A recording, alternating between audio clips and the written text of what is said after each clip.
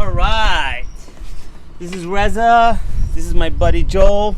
I'm trying to interview some of the local restaurants and business owners, as well as like school teachers and principals, everything that's going on in neighborhoods. I'm starting with Petport. That's where I live. That's where Joel lives. And he also has a business here. So, Joel, tell me about yourself a little bit. Introduce yourself. Live in Petworth. I've lived here since 2001. Mm-hmm. Opened Qualia Coffee in the neighborhood in 2009. All right, so 2009. Okay. Yeah, so we've been here 9 years. Opened another location in Eckington.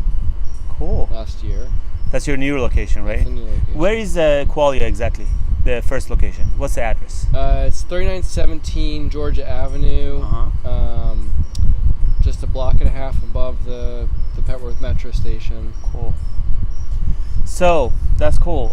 And we are drinking Scotch, by the way, Macallan 10. So tell me, what are the changes you have seen and noticed in the past 9 years you've been doing business in Petworth? Well, it's been significant. So, like I said, I moved into the neighborhood in 2001, so I've actually been about 17 years, and it's definitely changed a lot. A lot of houses. I'm seeing a lot of houses getting turned over, renovated. Some good, some bad, but as usual. There with you. A lot more families moving in. A lot of young couples. Starting families and coming in. So business has grown? Business has grown for the most part, sure. Sort of leveled off a couple of years ago. Okay. And we've seen a lot more businesses open up. Right. So when we first opened in 2009, we were really the second kind of more specialty place to open in Petworth, and now we have a whole block. What was the first one? Domku. Okay, yeah. Mm-hmm. Which has since closed and been replaced, but now that whole block of Upshur Street has got various high-end restaurants. We have a brand new restaurant about 2 years old next to us. Right, Homestead.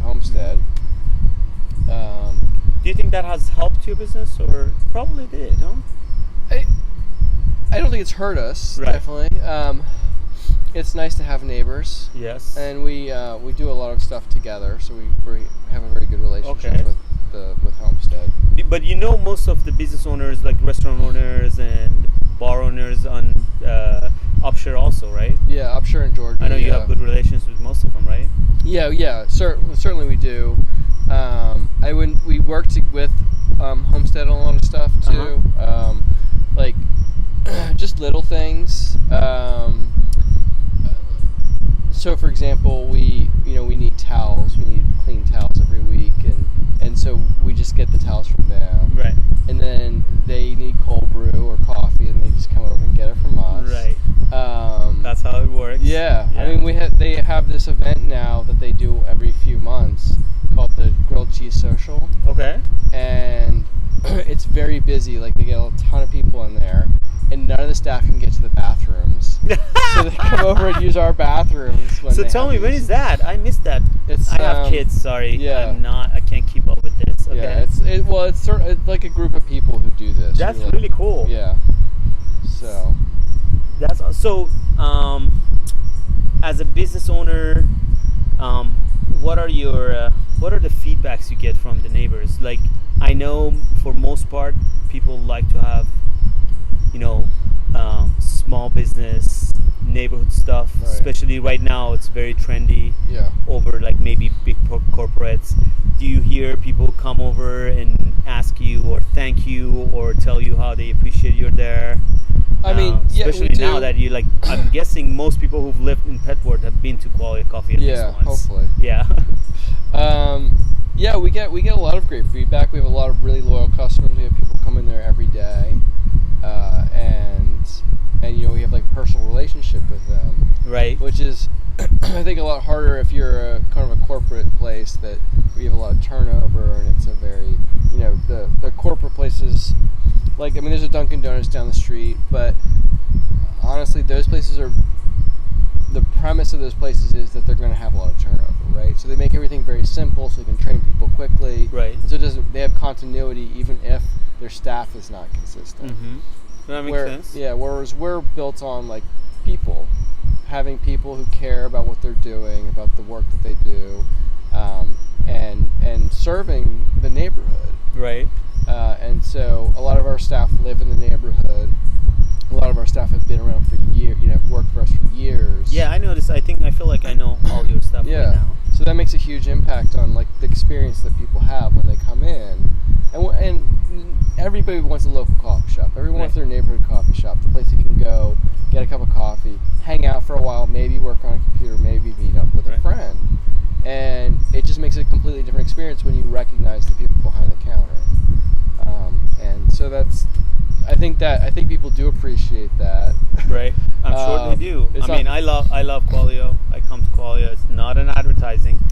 Tell me, so Qualia is also a roastery. They roast their own coffee beans. I think that's kind of an interesting topic. If you want to tell people a little bit about where the coffee is coming from, or is it different places and different times you get stuff, or it's consistent, you get the same coffee? Well, here's the thing. So I am a roaster. That's where I started out. I was interested in roasting coffee. And there's really two things you can do. You can either roast coffee in a room somewhere that no one ever sees you, and then somebody else sells your coffee. Right. Or you can roast it and sell it directly to the person who's going to take it home and brew it. And for me, that the second approach seemed much more attractive because I care about the coffee I'm making, and I want people to enjoy it, and I have a much better chance of that happening if I can not only present to them how it's supposed to taste, because I'm brewing a cup for them, but can also do it in a way that is more akin to like what a farmer's market, the farmer's market model, where you got this produce that was picked that morning, is super fresh, very flavorful for the fact that it's grown locally. It's not getting trucked across the country or from Florida across or whatever. Continent. Right. And so you just get it's a more perishable product, but it's also a much fresher, much more flavorful product. And I couldn't really do that as a wholesaler, so we are a retail roaster, which is somewhat unique.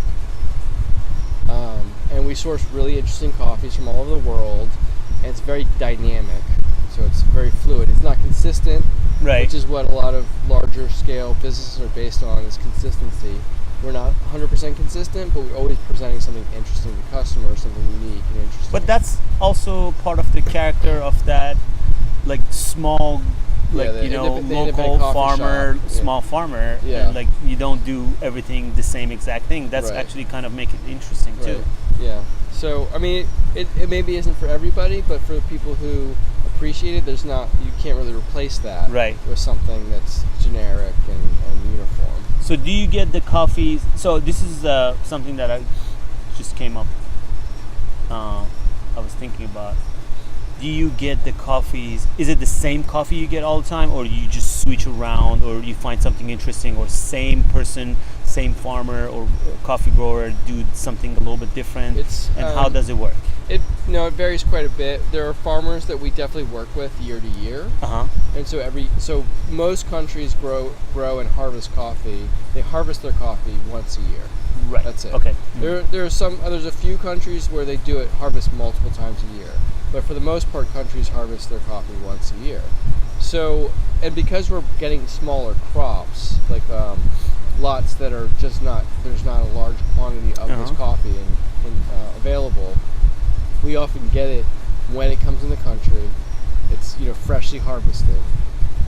We buy a certain amount of it, and then it's gone. Right. And at that point, we'll move on to the next thing. So we spend a lot of time, which most people have no idea, but we spend a lot of time looking for coffees that we want to buy, that we want to I can imagine. prepare for our customers, and we build a lot of relationships in that process. So there's ones that we will buy year after year because they're good, and we'll have them for that brief period of time that they're available. And and then we're always looking for new things that are interesting or that will offer some unique experience for customers. That's cool.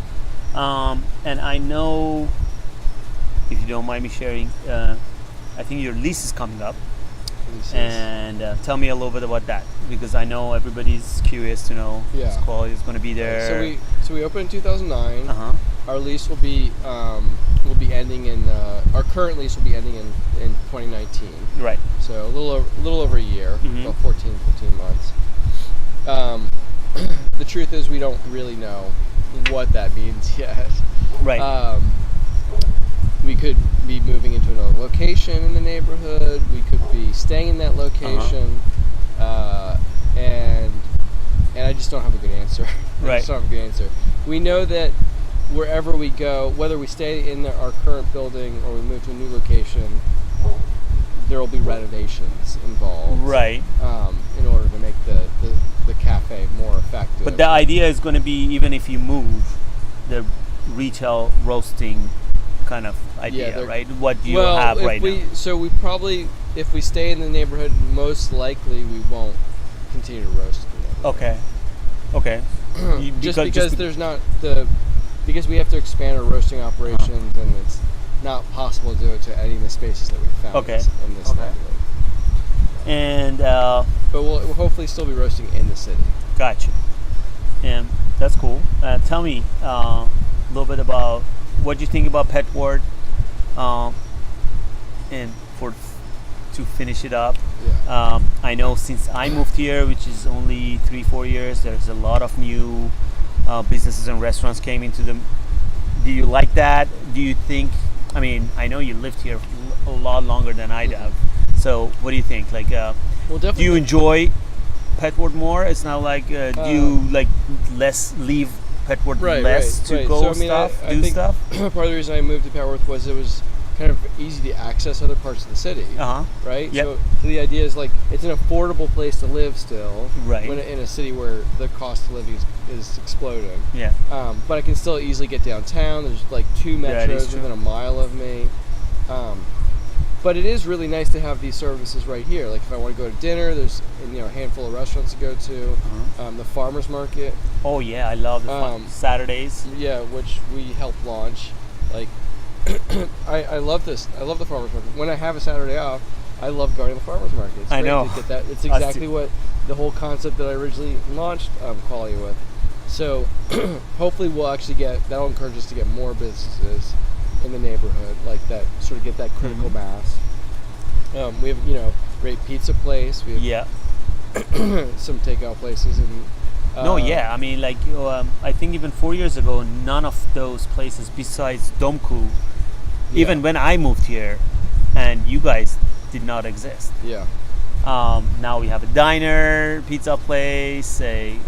So tell me, to finish this up, you just anything you want to say to wrap this up? Like, So I was gonna say, one of the things I liked about Pet Ward is how stable it is. Right. So it has gone through a lot of transition in the time I've been here, but relative to other neighborhoods, I think that transition has been fairly gentle and slow. So, like, price of housing in Pet Ward is still fairly reasonable compared with the rest of the city. Yeah. I mean, like, reasonable for DC. Right. So I like that. I mean, we're seeing increases in prices on everything, but it's not so outrageous in some parts of the city. Absolutely. And that kind of lends a certain stability that does create a neighborhood. Yeah. Versus just a very transitional kind of like everything's constantly changing. So, that is true. So that's kind of why I was attracted to Pet Ward in the first place, and that's one of the things I really still appreciate about it. Yeah, I love Pet Ward. It's I have we're a family of 5, including our puppy. So it's amazing for us. Like every time I walk to the daycare, I see a lot of other families with their kids, and we have a lot of playgrounds. So local coffee shop that we normally go on weekends, me and my girls of 2 get bagel and a cappuccino. They drink from the cappuccino, by the way, also, and make a mess in the backyard.